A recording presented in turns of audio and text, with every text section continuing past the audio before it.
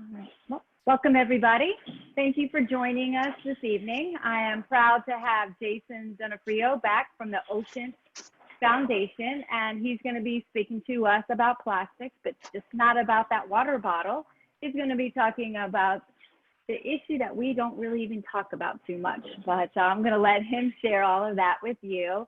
And this recording will be made available on our YouTube channel immediately following the program. So anyways, everybody, thank you for joining. And Mr. Jason Donofrio, thank you for coming back.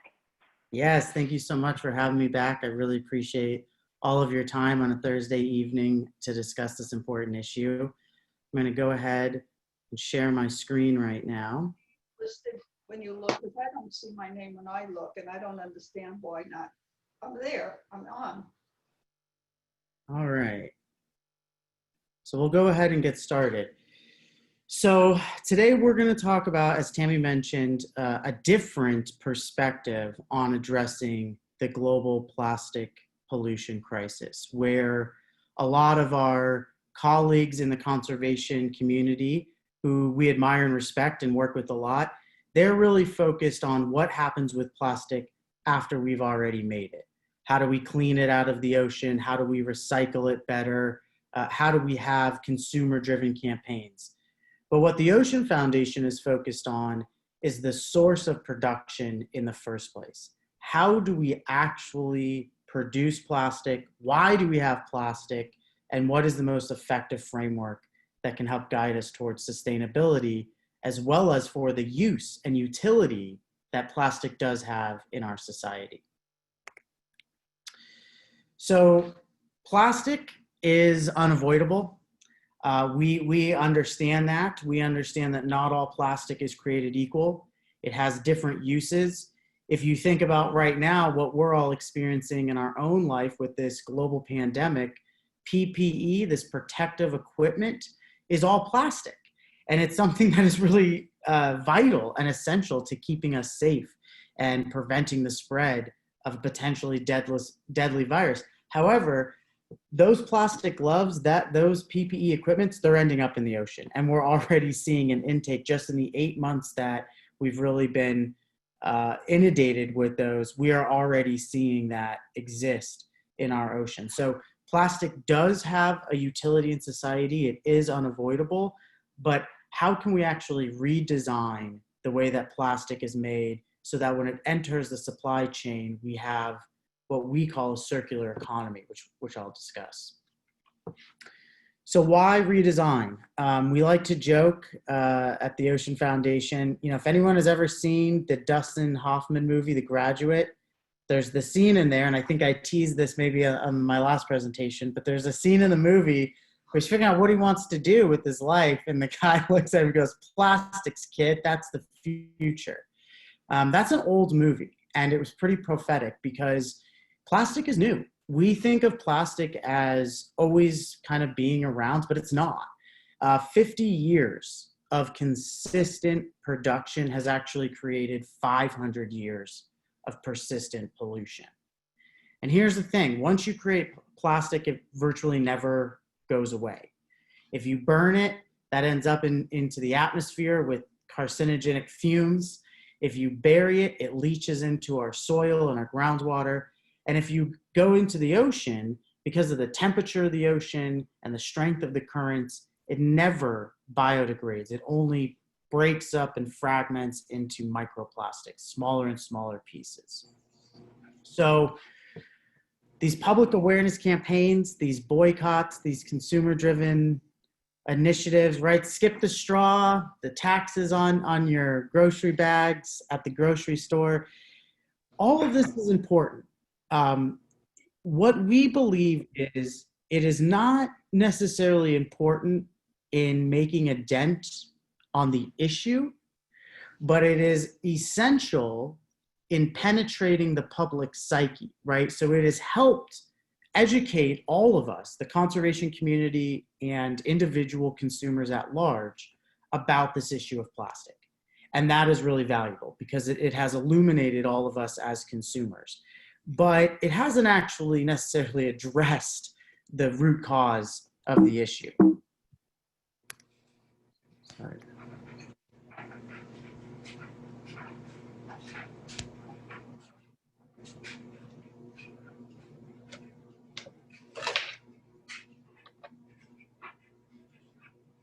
So prevention, 90% of ocean plastic pollution comes from land. And we can't really safely remove plastic once it's there. It breaks up, it fragments. Once it's in the ocean, it's essentially too late. So what is our approach? How can we actually change the way that plastics are made? So first, we're going to talk about this approach towards production and embracing what we have invented. Next, we're going to determine what plastics are actually most important and least replaceable in our society. And three, we're actually going to engage decision makers and industry leaders where they are. So why have we invented plastic? It's pretty much everywhere. There's real utility. It is convenient. It is lightweight. There's real health and safety issues, and there's a lot of design utility. So let's go into this. If you were to replace, let's say, the parts of an airplane that are made from plastic with parts of metal, maybe aluminum, putting the safety concerns aside, you may actually make that plane heavier and therefore use more fuel, burn more carbon emissions into the atmosphere. So even having a plane made out of plastic may actually be beneficial in terms of your overall carbon footprint. When it comes to, and so this is something that we see the lightweighting in the transportation industry, plastic has huge utility and value. Health and safety. If you think of a prenatal feeding tube, if you think of PPE, if you think of plastics that are used in the medical profession, like a syringe that is intended to be used once and not reused again for hygienic purposes, again, this plastic has real value and utility. So it's a recognition of why we actually embrace these things to begin with. So we have a four-part premise on how we can create a hierarchy of plastics that are easily replaceable or inherently hazardous. Styrofoam would be in that category. A plastic grocery bag would be in that category. We don't need those things. We could get rid of them today. We would all be fine tomorrow. The second category is the call for research and development. We could replace over time. That's like the part of an airplane. And the third is the piece we'll never get rid of, and that's like the medical profession. So if we think about, okay, we have this hierarchy, now how are we going to attack this issue? First, consumer safety is paramount.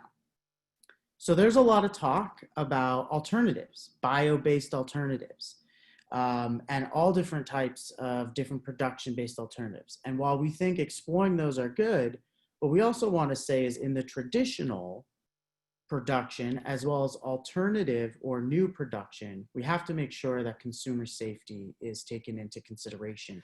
Testing these types of plastics in different conditions, hot and cold temperatures, really examining what the toxicity is. You know, I was on a panel during Climate Week, which is in September, where environmental groups gather, and someone said, everyone take in a deep breath. You all just breathed in microplastics. So this is something that is really, it's everywhere. It's not just found in the ocean, it's in the air we drink, it's in the air we breathe and the water we drink.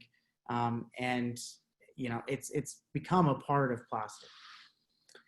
The other thing we have to recognize is that the reason we embrace single-use plastic as a society is because virgin polymers are really cheap. It's much cheaper to use a new polymer to make plastic than to recycle it.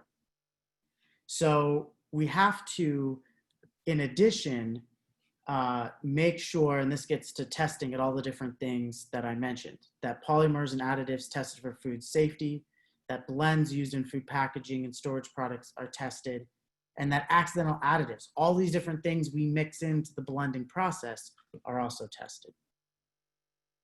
Second, no virgin polymer, resin, or plastic nurdles should be allowed on the market that are not in fact recyclable. Most are.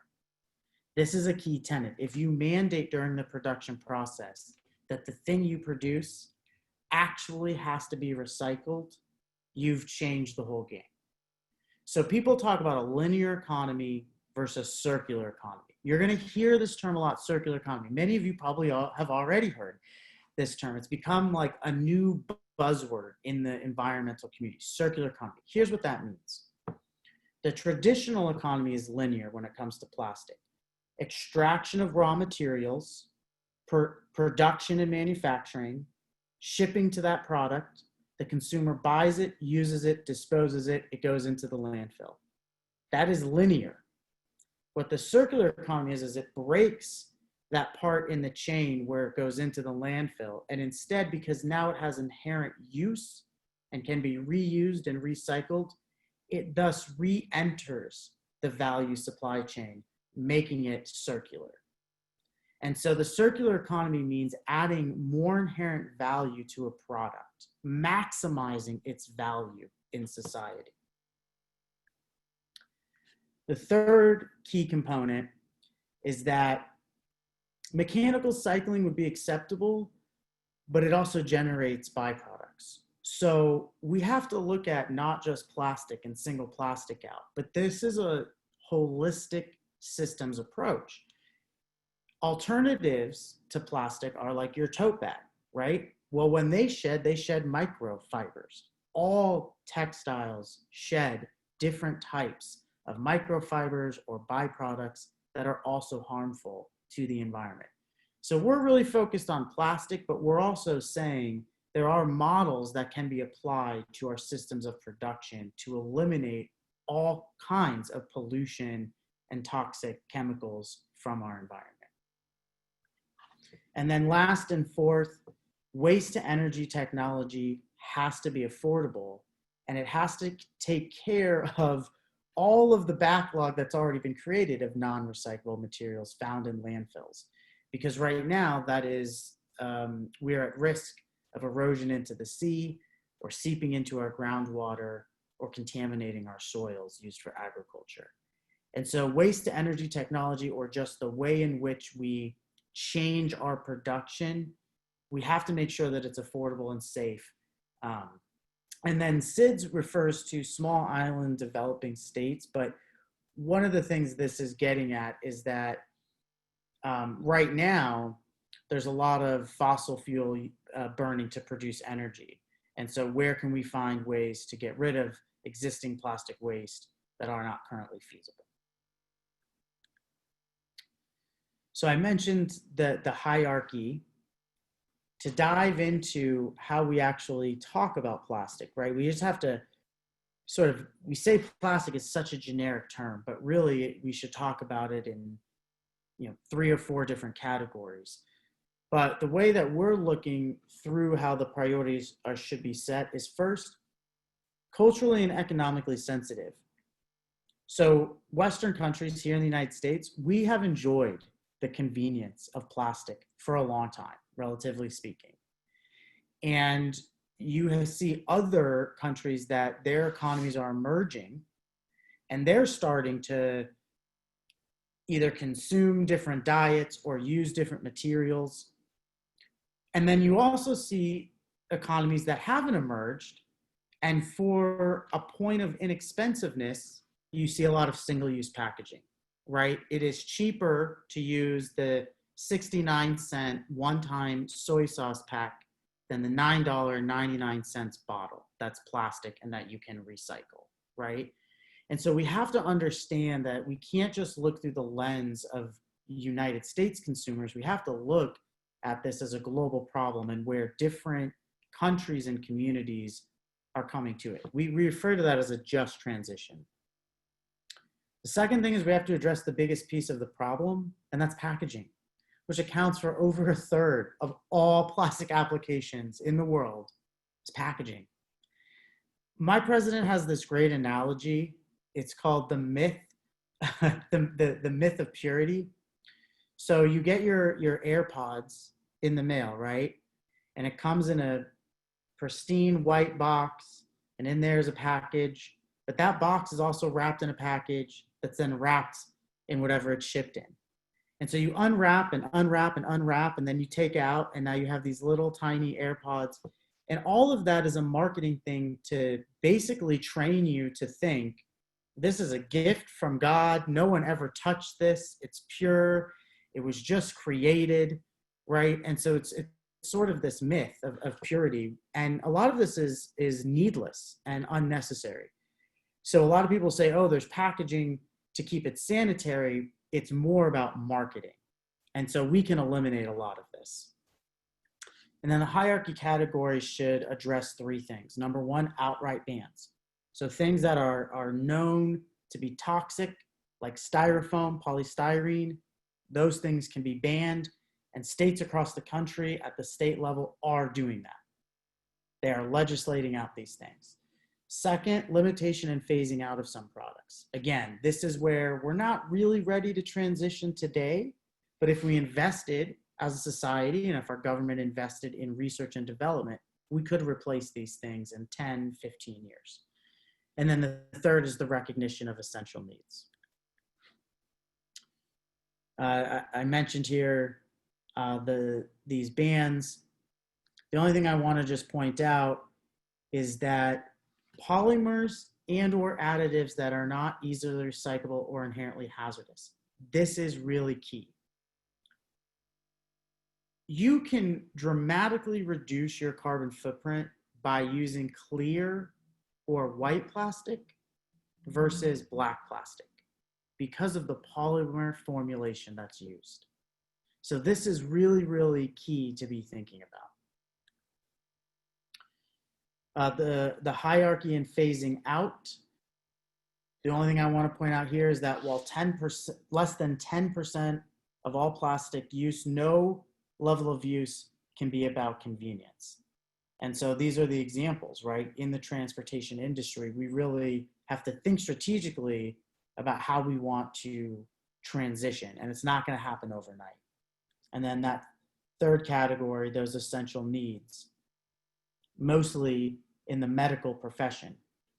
One thing I want to point your attention to is something called extended producer responsibility, EPR.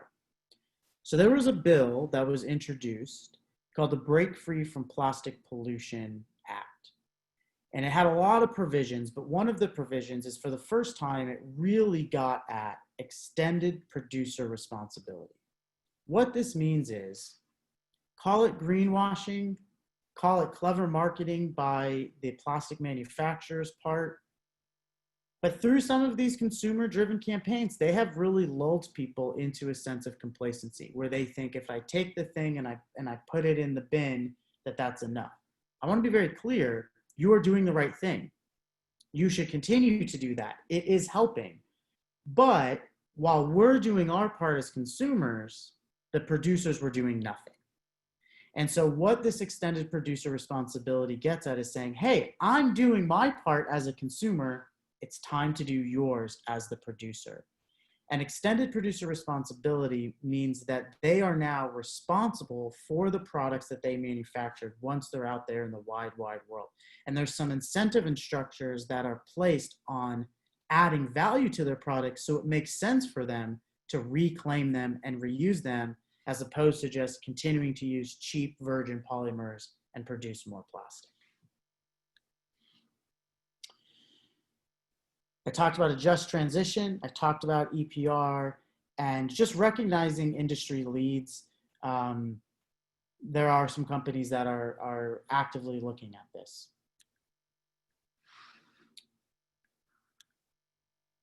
So what is the role of private business in all of this beyond extended producer responsibility? Well, let's talk about the fossil fuel industry. This includes fracking. So I'm probably going to tell you something that most conservation organizations are not talking about, that I haven't really heard many news outlets talk about. There are a lot of strong voices talking about this. ExxonMobil, Shell, BP, in 20 years, they're not going to be known as an oil company. They'll still be an energy company, but they will be known as a petrochemical company. So the byproduct of petroleum production are these things called nurdles that are used to make plastic. Basically, plastic is made by the excess byproduct of petroleum production. Fracking, which unleashes natural gas, which has been rapidly expanded in the Midwest, in the East Coast, everywhere from Pennsylvania, New York, all the way down to West Virginia. Natural gas is much cheaper than petroleum, and it is being used to manufacture plastic. So fracking, natural gas, is the literal fuel that will rapidly expand plastic production in the United States. And by the manufacturer's own estimates, plastic production is set to increase 20 to 30% over the next 30 years.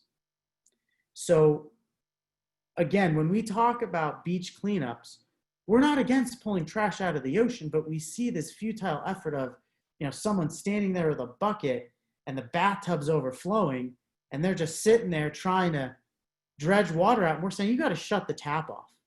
And the tap is production, or you have to change the way that production is being made in the first place. And that is why we are saying there is no consumer-driven campaign or recycling program or beach cleanup that will ever fully solve this issue if we don't fundamentally address the issue of production and how plastic is produced. One thing that a lot of companies are doing right now is looking at divestment. We saw this a lot in the fossil fuel industry. Because a lot of people claim that the carbon emission impact is less than something like coal or petroleum, that natural gas is a bridge fuel or is cleaner, so to speak. And so people have actually divested from fossil fuels and into natural gas. And so, not to get into the nuance of that particular fuel system, just to point out, it will, because it is cheaper, produce plastic at a much greater rate right now. And so it's just something that people should be aware of and shareholders should be aware of.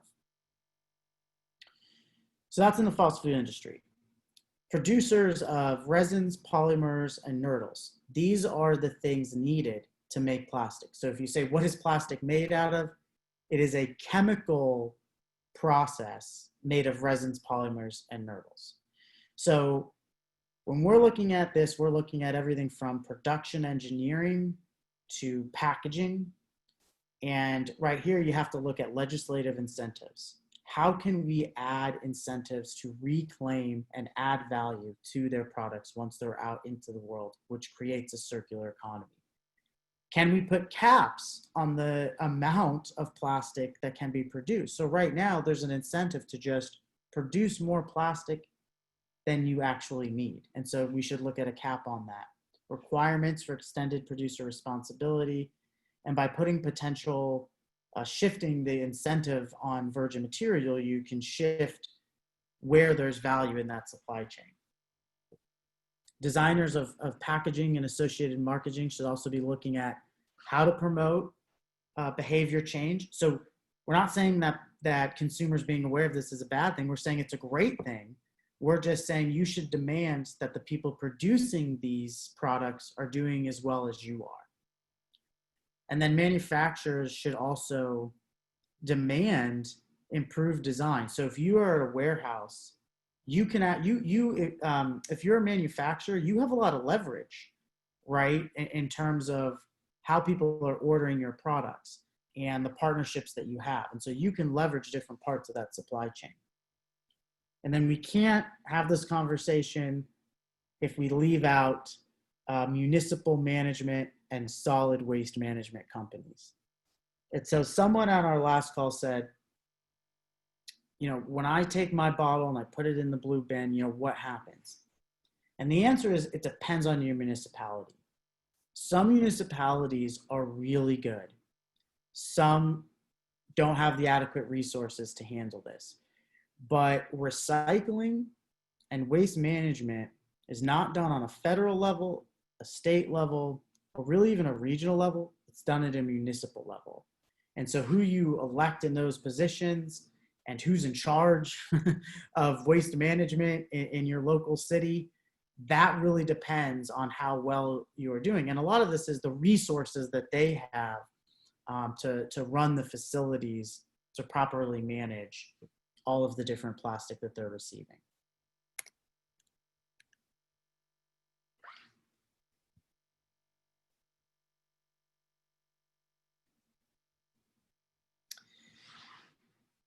So there is a role for consumers.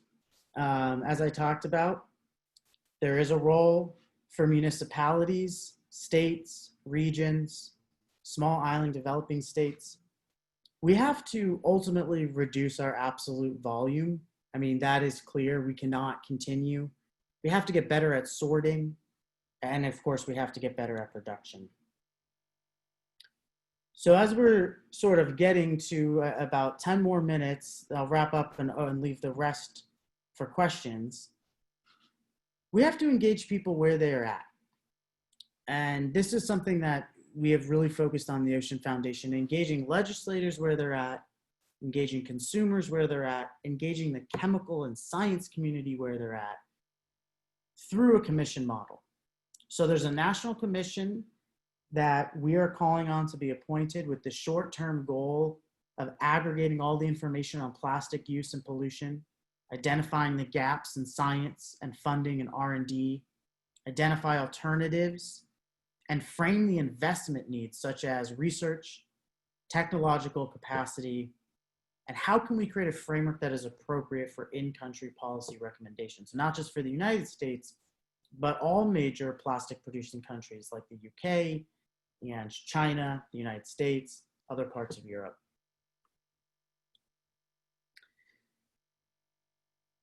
This has directly affected us. China used to take all of the plastic. They had a market for it.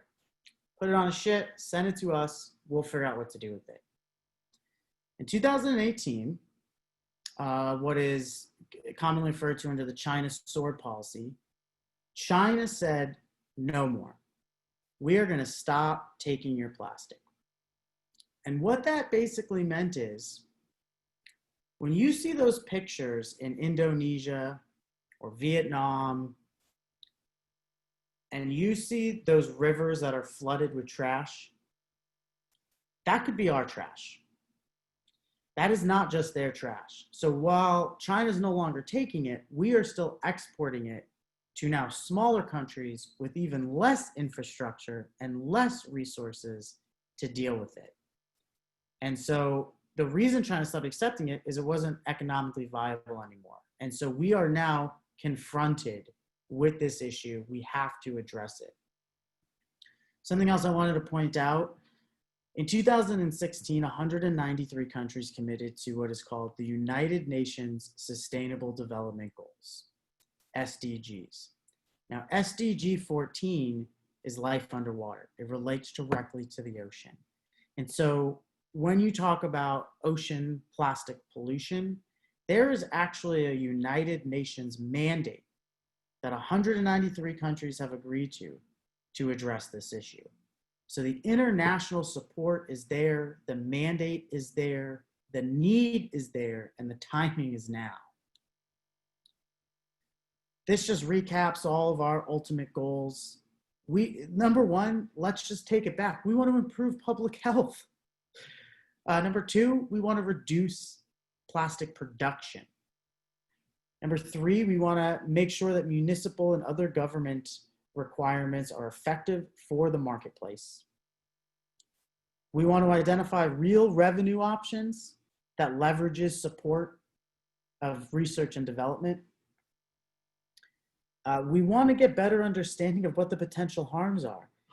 We know that microplastics end up in fish that we eat, but we don't know what the health impact of that is. We don't know. We don't have those toxicity studies.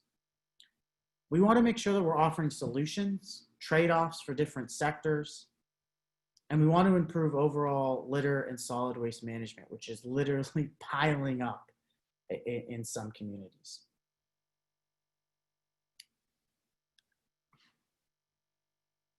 The European Union strategy for plastics in a circular economy provides this framework.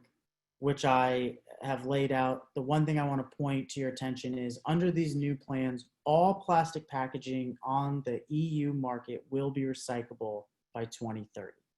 So 10 years, all plastic packaging on the EU market will be recyclable. Now, globally, less than 15% of plastic is recycled. It's about less than 15% in the United States. And some people would even say true recycling, in which you took that product and reused it for something of equal or greater value, is less than 2%. So this is huge. It is very ambitious, and it creates a framework we can all work towards.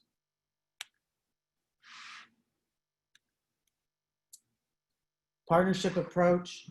Again, I just want to recap by saying extended producer responsibility, product stewardship, actually putting some responsibility on those that produce it and not just the consumers that use it. This might be a hard graphic to see. We created this. Don't worry about the text on the sides. What this is basically getting at is, on the top, plastic is the 3 C's. It is too complex, it is overly customized, and when you collect it, it's often contaminated. It should be the 3 S's: safe, simple, and standardized, because only through standardization can you get towards uniform systems of recycling. And so what this graphic is really showing is a lot of the complexity that goes into it, the cascading impacts that occur, how we can actually change the way plastic is made to improve our ecosystems. So with that, I'm gonna stop. This is my email address. Feel free to jot that down and shoot me any questions. But with that, I'm gonna turn it back over to Tammy and just open it up to everyone to ask any questions. So I'll give you a few moments to write down my email. Oh, great. Okay, so no worries. I just got rid of it. Yeah, if you have any questions, email Tammy and she'll send it to me. But I'll turn it back over to you. I'm sorry. Okay. Before everybody else asks you a question, I know that somebody, I don't remember who it was, asked me a question about how it was years and years and years ago when, when we had glass milk bottles and, we didn't have to worry about all this plastic. But I have a feeling your answer almost has to deal with when you mentioned about the airplanes, about if the airplanes were not plastic, they would be heavy in the fuel. So is it possible? Can we go back to glass milk bottles? Just to, I use that as just a figurative, of speech. But I remember someone saying that. What happened? Can we go back there? And then the second is with COVID. I know we talked about this very heavily at the club. Is that we're doing to-go boxes. Everybody's doing wrapped plastic. I think we even talked about this in your last lecture. Is that we are so heavy right now on that individual wrapping that you mentioned. Everything's individually wrapped. It's looking safe, and now you're telling us that it looks safe, but it might not be safe. And individual servings and stuff like that. Have you guys monitored? And I guess you said you did, like in the last 6 or 8 months. So if you wouldn't mind talking about those two, and then anybody that has a question, feel free to unmute yourself, send it in the chat, and we got plenty of time to chat and talk. Great.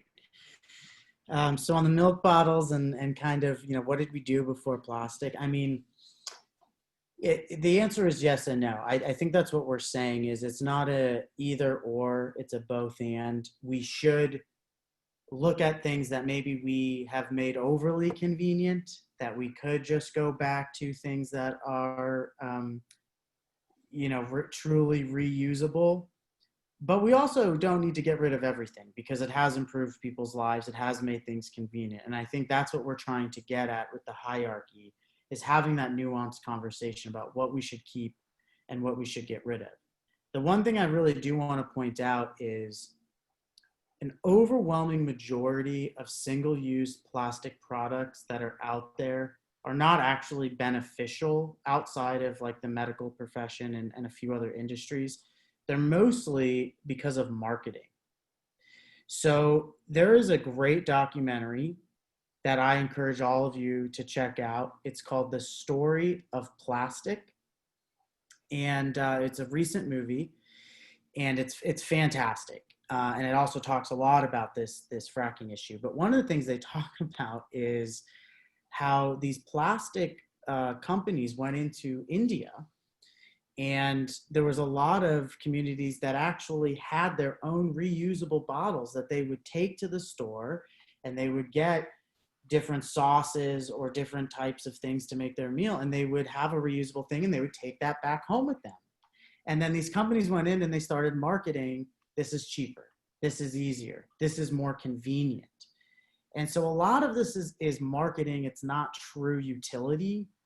So a lot of those things we could get back to with a little bit of effort on our part and conditioning and habit. We could get rid of a lot of the throwaway single-use stuff, but not everything. And I think that's what our hierarchy tries to get at. In terms of individual wrapping, we don't really know what is safe, what's not safe.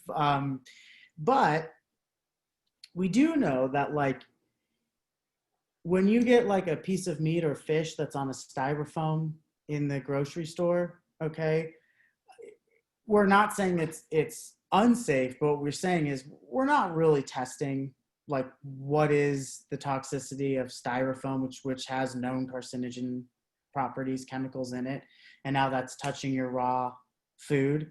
Like, what's the impact of that?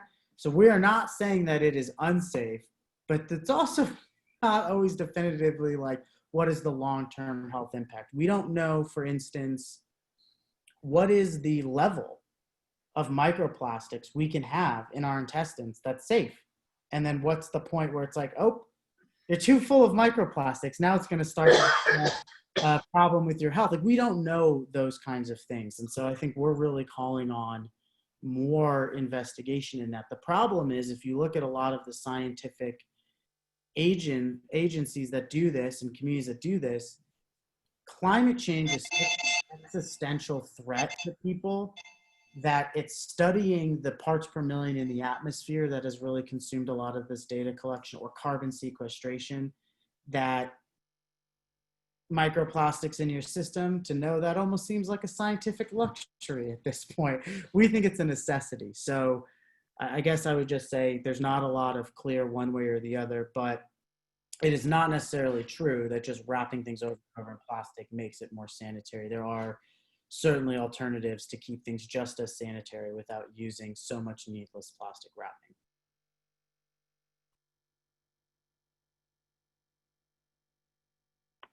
Okay, everybody, I asked my question, and I copied and pasted a bunch of stuff about the story of plastic 100 times, but it is available on Amazon. It's a series, right, Jason? I'm not sure. I only saw one. I thought it was just the documentary, but if there's more, then hey, I'll check it out. Yeah, so maybe I can. It's also on a DVD, everybody. So I could purchase a DVD, and we could do a couple of screenings of it. So definitely will of that. And does anybody have any questions? Because you know me, I can keep. Oh, Mrs. Greenberger has one. I'm going back to the plastic grocery bags. Because of the COVID, we have been discouraged to bring our own bags to the grocery lately. And our stores are now offering paper again. And I remember when plastic bags first came out, I used to say, oh, let's save a tree, I'll take the plastic. But do you feel that the paper bags are still better than the plastic bags?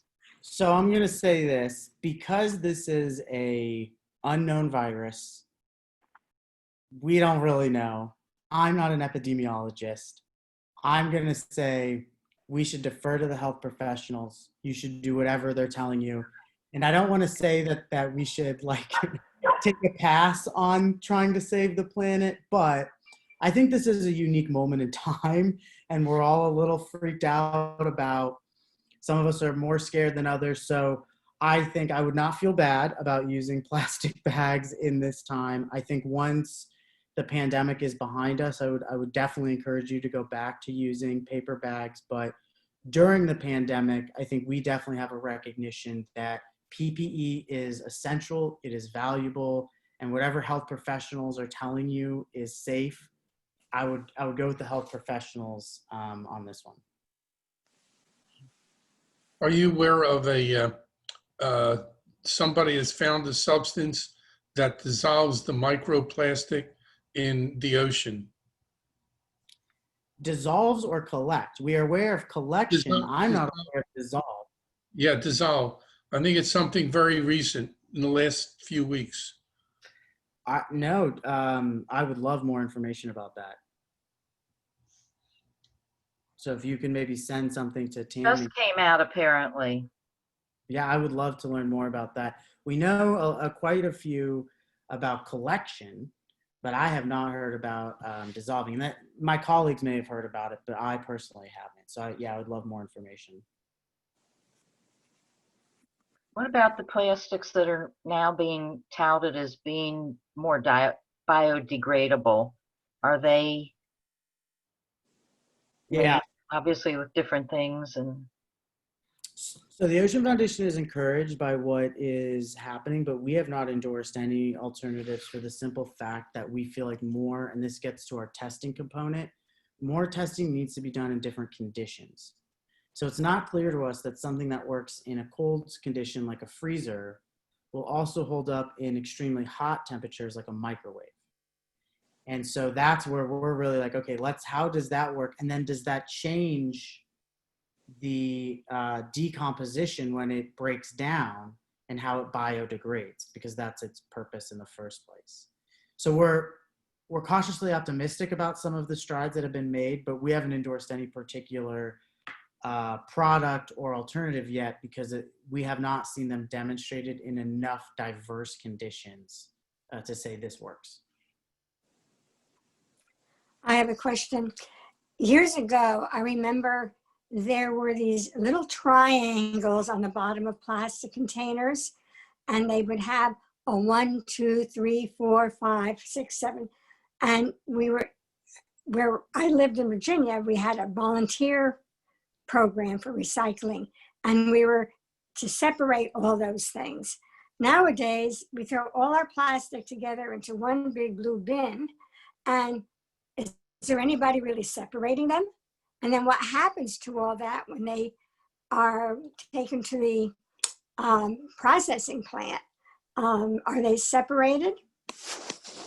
And how are they disposed of?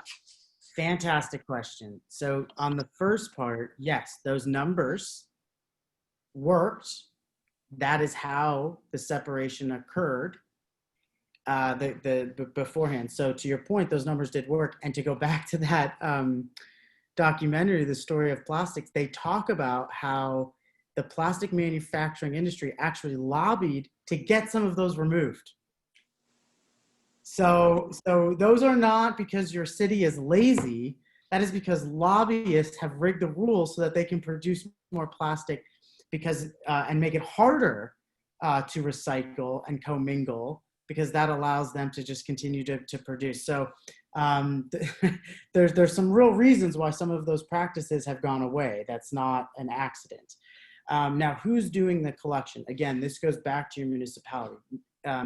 Single stream, again, is the worst system, and that is throwing everything into one. If you live, for instance, in Massachusetts or New York or California, they actually do have some sortings of bins, different things, from glass, paper, cardboard, those kinds of things. So trying to get the consumer to separate ahead of time helps. That's the first point of entry.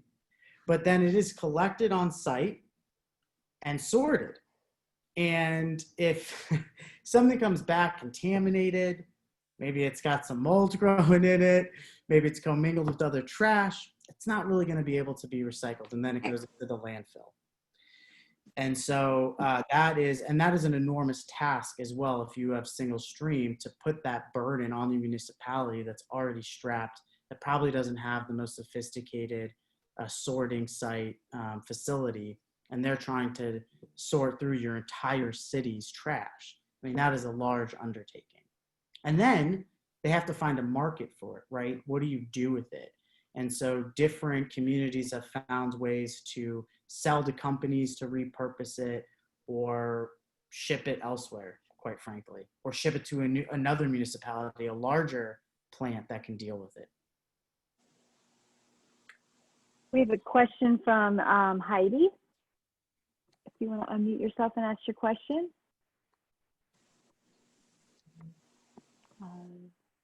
Do I see her? Is it Heidi? Is she here? Heidi's iPad. Ask to unmute. Okay. And lower hand. All right, we'll see what happens. Can you hear me? Yes, we can. Okay. I've gotten rid of plastic storage in my kitchen. I only use Pyrex. But I've been reading that foods that come in black plastic, the club is sending our food in that, is made from recycled computers, telephones, anything black. And it does leach this, food, and leach something into our food that you don't want to put in your body. Is that true? Well, I can't speak to that specific product without knowing it, but yeah, I mean, I don't know. Yes, I don't know the specific product you're using, so I can't speak if it's bleaching in or not. I do know that generally speaking, the darker plastics are worse, and also from a carbon emission standpoint. There's a company that we're working with in the Nordic region that says if their customers shift from black to clear or white, they can reduce their footprint by almost 40%, their carbon footprint. So I can't speak, unfortunately, to whether that particular product is bleaching into your food, but I can't guarantee it's not. And this is why in that slide we said we need more testing for food safety, because right now I don't think there is a lot of standards that says, okay, this has been recycled and now it's safe. And you bring up a really good point, because the reason we put that slide in there is because we cannot erode consumer confidence, right? That is exactly what the status quo, the traditional plastic manufacturing market wants. They want a bunch of alternatives to be used that don't get properly tested, that don't get properly vetted, and then they fail.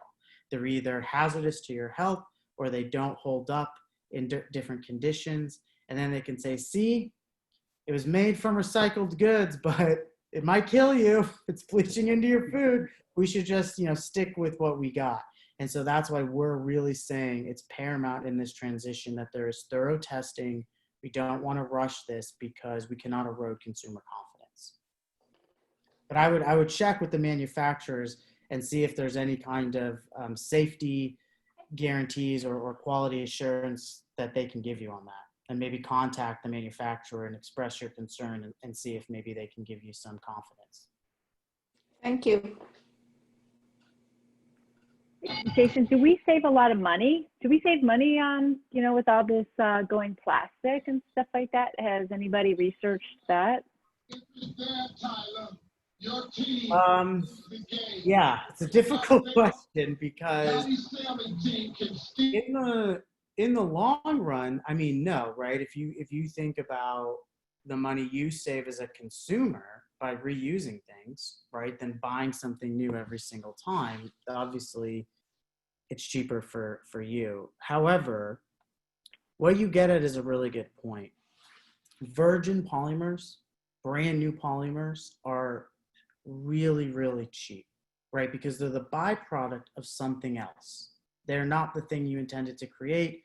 They're the thing you got after you created something else.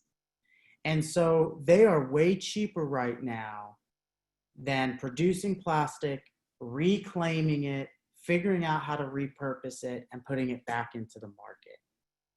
So right now, the consumers, that costs have shifted to us. For the manufacturers right now, it is much cheaper for them to use virgin polymers, brand new polymers. And that's why we need to shift the incentives at the economic model so that we shift the scale in which there's more incentive to reclaim it. And it's not just so cheap to use brand new polymers each and every time.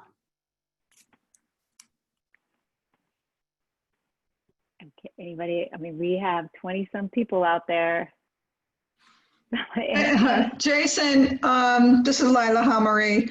I've gotten tired of going to stores like Publix and having them practically put 1 or 2 items in a bag, and I come home with so many multiple bags unnecessarily that I've started instructing the cashier to just, I tell them how many bags I want because I can look at the items and see all I need is 2 bags. I don't need 5. Or I'll go to Bed Bath & Beyond and pick up 1 item and I'll tell them, actually, they asked me, which was very nice, if I wanted a bag. And I thanked them. And I said, no, I'll just take it with the receipt. It's just a small thing, but it makes me feel like it's something because I recycle for the trash bin, the bags I take home, but I surely don't need the number of bags that they keep giving me.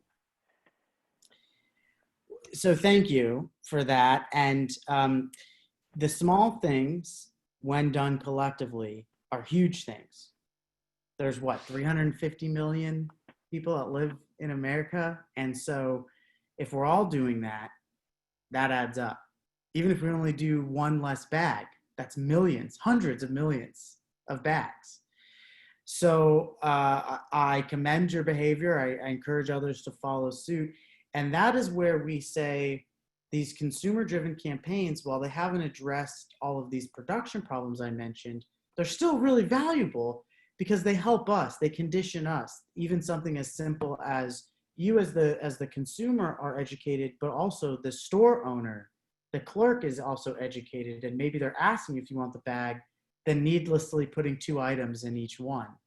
In DC, because they implemented a 5-cent tax on all plastic bags, every place you go to, you basically have to ask for a bag. And sometimes it's really funny, like I'll go to CVS and I'll have like 6 items and they'll be like, do you want a bag? I'm like, how am I going to carry these 6 items, right? If I don't have like a backpack with me, right? But I'm like, that is so great because just by putting this tax, which is only 5 cents, what it's really done is it's conditioned people to be conscious. And so what you're getting at is just being conscious, and those little things, when done collectively, become very big things. So keep doing it. Keep telling the stores that you go to do it, because then maybe they'll do it to the next person that shows up behind you. And if we all do those little things, I think they add up in monumental ways. You're Jason, mentioning this business of the tax. We in Toronto have the same thing. And I'm wondering what the research says is the benefit of this 5-cent charge that they put on bags. What happens to the 5 cent? Does it go back into the system, or is somebody pocketing this 5 cent? And really, is it having much effect by having people actually pay for the number of bags that they use? I'm so glad you asked this. I swear this is not a planted question, just a great question. So because we did a panel with the DC's mayor's office who spoke to this. After they did a study just on this a few years after they'd implemented it, by adding a 5-cent tax, plastic bag use dropped by more than half, 50% reduction, because people just became conscious. They said, I'll bring a backpack with me. DC also has the big opportunity to influence that because it's not a suburban city. And what I mean by that is people don't go to Costco and buy a million things. They usually buy for the week, right? Because it's a very mobile city. Not that people don't buy in bulk, but less so. So we had a big ability to impact that, but over half dropped by just adding that 5-cent tax. Now, where does that money go? It went into the recycling program, which was strapped for cash in the city. So that 5 cents went directly into better recycling management for the city. Plus, you're also reducing the need to recycle. So you're achieving 2 ends in one just by adding this small thing.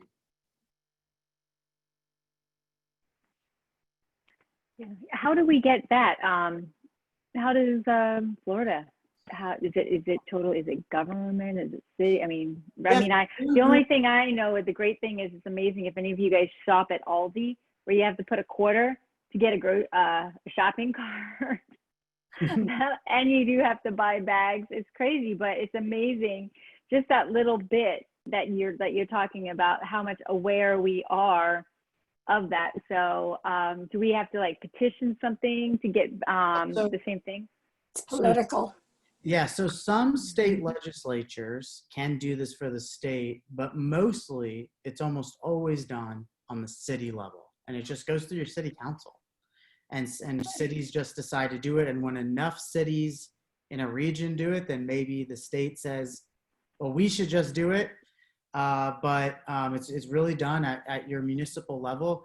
It is overwhelmingly bipartisan because it is something that both reduces use in the consumer, but then as long as you put that revenue, exactly as the gentleman pointed out, make sure it's going to something good, not just going into the general coffers, but maybe going back into a recycling program and helping your municipality, then it usually garners overwhelming bipartisan support, and usually just requires active citizens to go to their legislators or their city council members and say, hey, what do you think about this? And there are plenty of models in almost any city based on the demographics of the city, the population size. It's been done in so many places that you can almost, whatever your city is, I'm pretty sure we could help find you a model. So we'd be happy to help you identify maybe a sister city that's done this.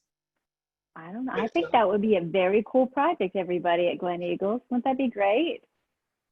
There is one retailer here in Toronto, I haven't seen it in too many, that they're not giving out paper bags and they're not giving out plastic bags.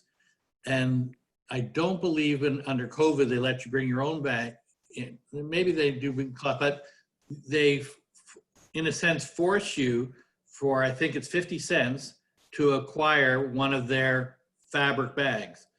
And they're happy to refill it when you bring it in, but they're not giving you out any bags at all. And unless you have that backpack, you can either bring in your own cloth bag or nothing. Jason? Yes. There is a big company which does not use bags. It's Costco. Yeah, they use boxes. Costco does not put things in bags. They put them in recycled cardboard boxes. And it works, right? Oh, yeah. There you go. There you go.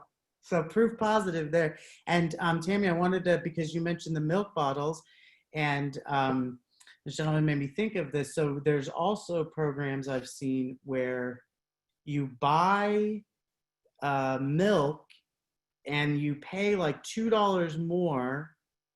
Let's say the milk itself is $5 and you pay it like maybe $1.50 more or whatever. But then you bring that bottle back and they refill the milk for free. And there's different products like that. So it's actually way cheaper for you to reuse it. And it's way cheaper for them because they don't have to procure, like if it's a place that actually has their own like bottling of milk or whatever is fresh, right? Like there's companies that do this, that send it out. But if they have the product, then they can cut down on shipping costs from bringing in new containers for that product because you're bringing it to them, which means they can shift those cost savings onto you as the consumer. And all of a sudden you've paid $6 for 2 gallons of milk instead of $10, and you didn't use any plastic. Where is that? There are a lot of models like this. Where I is don't know that? if we have any dairy farms though here in Florida, but to go over and I'll share some examples. I mean, most of this is being done very locally and through the innovation of like a local dairy producer or a company that is saying, we're gonna. Yeah, I've even seen companies that said we're gonna package our makeup in a reusable thing, and every time you order makeup from us, you send us this container and we ship your makeup back and you get a discount. I mean, it can be applied to any company that is willing to do it, quite frankly. And the gentleman pointed out, there's one of the largest stores in America that doesn't even have plastic bags, as the Costco example pointed out. Jason, you hear me? Stream also that Yes. I don't know about in the States, but in Canada with SodaStream, you bring your canister back, Exactly. discounted price, they give you back a new one, and you don't use any plastic water bottles. Milk bottle, exactly right. Mr. Weiner, you had a question? Yes, not a question, but a remark. Somebody indicated that they didn't accept bags because of the COVID. We don't find that true at any store. And we just bring our bags and then clean them each time and bring them back. There isn't one store that said we don't accept them. No, I've been in places that they say they don't accept bags. I just can't. I've seen that, and it blows my mind. I don't understand it, but I didn't really write down where I've been. That I've seen it out there. Publix, Walmart, Aldi's, they all. No. There. I don't know. There are stores. I guess I'll have to note that. But Jason, are you agreeing with Mr. Weiner that there are stores or there are not stores that have that that they won't touch? Maybe that they won't touch your bag if you bring it in. May I speak to that, Tammy? Absolutely. I was in Whole Foods yesterday, actually. Perfect example. And I did bring my own bag. And that's exactly what the cashier said to me. You have to pack your own bag. If you bring your own bag, we don't touch it. And that's what I did. Well, And that was Whole Foods. Yeah, every place is different, I think. Yeah, because I remember back in March, April, when we went shopping right down here at Addison for Publix, I had like 5 or 6 bags with me for the food. And they said, sorry, you have to take your bags back with you. If we have to put everything into the plastic. So here I am using all these plastic bags that drive me crazy. But the one thing I will do is say, pack them heavy. I do that. Yeah. I take bags with me. I have them in my car everywhere I go. I bring my own bag. It saves me money because I'll walk into the bag. I don't get a shopping cart. So when those bags are full, I'm done. I can't carry anymore. I don't get to spend any more money. And you know what? It's crazy, but yeah, I live with I don't want any more plastic bags, at all in my house. Yeah. Well, that is super. So anybody just before we say good night to Jason, Jason, even though I just sprung this on you today, but do you want to give a little tease for what I think we're going to do next month for your Yes, sargassum, right? Agricultural project. Yes, yeah, the farming and the seafood. Yeah. So first of all, thank you all again for your time. I mean, it's Thursday, it's late. I know there's a million things going on, so thank you. We really, really appreciate your time and interest. So the last lecture we're going to be talking about is, so we talked about plastics this time. Next time, we're going to talk about this issue called sargassum, and this is... we already had sargassum. We already had the monster seaweed. So this would be, sorry. This is like the agriculture with the farming on seafood. Like how about farm raised seafood, farm raised fish. Right. Yes. So sustainable aquaculture. Okay. Thank you. Yes, that's it. That's it. Sorry. Thank you. Sustainable aquaculture. So there have been a lot of things that have been happening around the world. Ocean acidification is a term used for just the changing conditions of the ocean. Some people say it's climate change's evil twin or climate change in the ocean. And then also just a lot of human activity and different effects of climate change have really affected the ecosystem and also affected how our food systems work. And so things that people are pioneering right now are something called sustainable aquaculture. And so some of these are on land, farmed raised fish.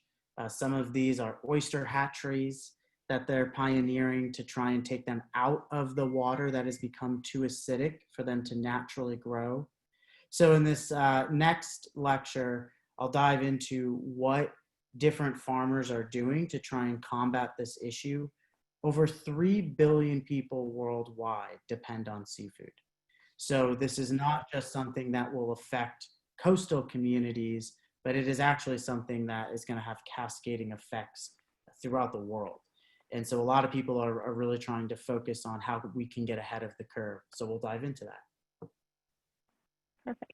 All right. And then if any of our audience here tonight if they ever want to go onto their website, the Ocean Foundation, there is so much stuff to look at. They have thousands and hundreds of projects, and you know what? You have until I think on Monday, if you happen to Google their website and find another topic you want them to talk about, we'll bring them back for another month. There are so many projects, and you can just dig deeper and deeper into what they've done, and it's pretty amazing. And we are happy to support them. For him coming on the lectures, we do make a donation on behalf of the Gleneagles Country Club and the members. We do make a donation to the Ocean Foundation. So I just wanted to make sure that everybody knows that we do that on a part of having all these nonprofits come and speak to us. So with that said, it is 9:09, and hopefully next time there won't be any presidential debates. So we should be good in November, right? Right. Absolutely. Thank you, everyone. Thank you. Thank you. Thanks. Tammy, I do have a suggestion for Yes, ma'am. another topic because I love what Jason is doing.